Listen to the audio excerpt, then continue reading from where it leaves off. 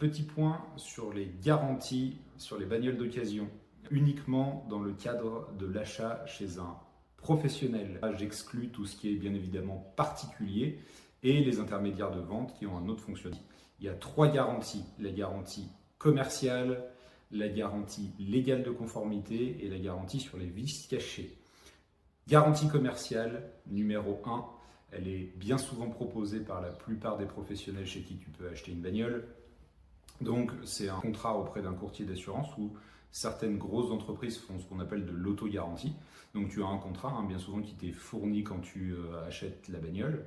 Si le problème que tu as rentre dans le cadre de ce contrat-là, c'est géré en fait par l'organisme de garantie ou directement par le concessionnaire si c'est de l'auto-garantie. Et si c'est hors contrat, dans ce cas-là, tu as une autre solution qui s'appelle la garantie légale de conformité. Elle dure 2 ans. Et oui, c'est long, 2 ans. Donc, première année, c'est au professionnel de prouver que le défaut n'était pas là quand il t'a vendu la bagnole. La deuxième année, en cas de problème, c'est à toi de prouver que le problème était là quand tu as acheté la voiture.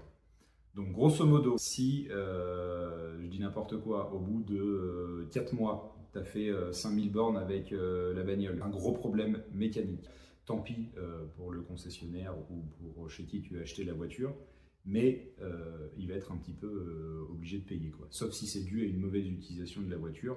Je parle de problème mécanique, ça va s'appliquer aussi si par exemple tu te rends compte que c'est pas la bonne motorisation, que c'est pas la bonne couleur. Bon, faut être un peu con parce que quand tu as pris livraison de la voiture, tu as bien vu la couleur. Et ensuite, garantie sur les vices cachés. La troisième solution, en gros, si il y a quelque chose qui a été caché un petit peu par le vendeur, si par exemple il t'a dit oui, la distribution a été faite, mais au final tu l'amènes pour une vidange chez le garagiste, puis il te dit qu'il faut faire la distribution parce que la courroie est de mauvais état. Ça, c'est du vice caché, donc c'est quelque chose qui a été caché. Donc après, c'est pareil, tu peux contacter ton vendeur. Derrière, qu'est-ce que tu peux demander? Le remboursement de la bagnole, qu'il prenne en charge les réparations. Donc à savoir que, attention, il a 30 jours pour effectuer les réparations. Donc je pense qu'il essaiera de régler le litige au plus vite. La plupart, en fait, ceux qui travaillent bien le feront, et puis les autres, tu vas patienter un petit moment. Troisième solution, tu peux demander une réduction du prix de vente, tout simplement, ou éventuellement le remplacement par une autre voiture de même valeur et qui correspond aux caractéristiques que tu voulais. Mais attention, je dis bien de même valeur. Voilà, donc j'espère que ça servira et à ceux qui veulent acheter une voiture et aussi aux pros de l'auto, parce que je pense qu'il y en a beaucoup, malheureusement, qui oublient un petit peu comment ça marche, et c'est dommage. Surtout, tu t'abonnes et puis n'hésite pas à poser